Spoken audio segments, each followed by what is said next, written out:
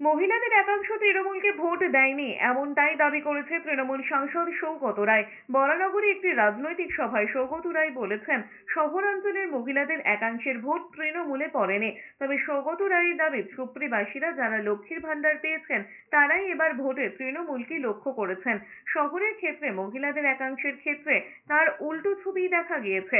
এর কারণ খুঁজতে হবে। পাশাপাশি বরানগরে বেশ কিছু ওয়ার্ডে তৃণমূলের হার নিয়ে তৃণমূল কাউন্সিলরদের জবাব চেয়েছেন সৌগত রায়। এই ব্যাপারে কাউন্সিলরদের হারের কারণ লিখিতভাবে পার্টিকে জানাতে বলেছেন সৌগত রায়। মহিলারাই আমাদের জিতিয়েছে। লক্ষ্মীর ভান্ডার যদি না থাকে, এটা আমি বলি যে যারা বড় বার্ষিক থাকে অনেক জায়গায় আমাদের ভোট দেয়নি, তারা ওই যে মিডিয়ার প্রচারে বিজ্ঞান করে। বস্তির গরিব মহিলা যারা লক্ষ্মীর ভান্ডার পেয়েছে তারাই কিন্তু আমাদের রক্ষা করতে, তারা ঢেলে ভোট দিয়েছে।